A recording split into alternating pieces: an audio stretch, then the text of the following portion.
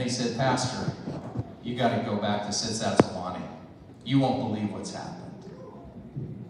We drove over the hill again, and I looked into the valley, and I couldn't believe my eyes again. Only this time, it was because everywhere I looked, plants in the field, livestock, cows, goats, children running around, people strong.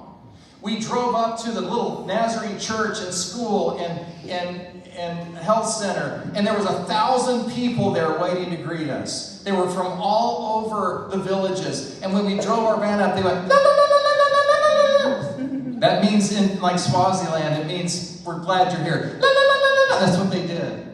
And I got out of the car, and they went, oh no, where's Fred? They didn't care I was there. They wanted to know where's Fred Evans. The Coca-Cola people were standing there. They said, are you the pastor here? And I said, I'm one of the pastors. They said, can we talk to you? He said, we've worked with a lot of organizations, but we've never met anybody like these Nazarene people. He said, every time we tried to put in a clinic or a water well somewhere, one of the clinics, they said, would you like us to turn these so that all the water comes back to you? And they said they laughed at us. They said, oh no, this isn't our water. This is God's water. We want to share it with our community. He said every single time. So we're just pouring water into all these communities. And as soon as he said those words, that's when I noticed it. The very first time. I don't know why I didn't see it before, but there it was, right there. And there it was, back there. And right there, everywhere I looked, green grass. Real green grass. And that's when I knew God was on this place. And God was doing something here that we could not do for ourselves. New creation was happening in Sitsatsawani.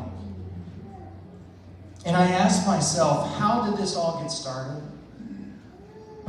It happened because there was one man named Fred who saw a need. And he said, Lord, somebody's got to do something about this need. And Jesus said, Fred, you do something. Fred said, but what can I do? I'm just an engineer. And Jesus said, that's perfect, Fred. Give it to me. Let me take it. Let me bless it.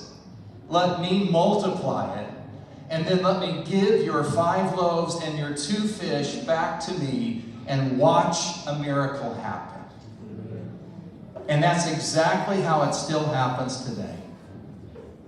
And I think what's going to happen here is tonight we have 5 people who are offering Jesus their 5 loaves and 2 fish, but he's not just asking that from them, he's asking this from you.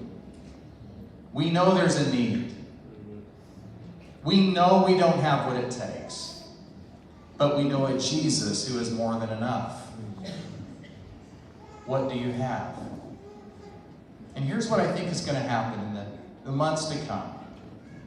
I think wherever your church is, I think you're going to keep working together and just doing what the church does. And you're going to keep serving, and you're going to keep giving your 5 loaves and consecrating those to Jesus.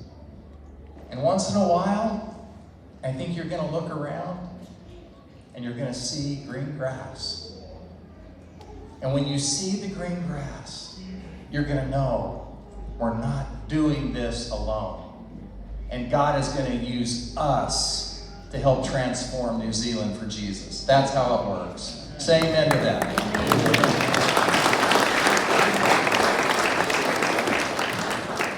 So right now, I want to ask all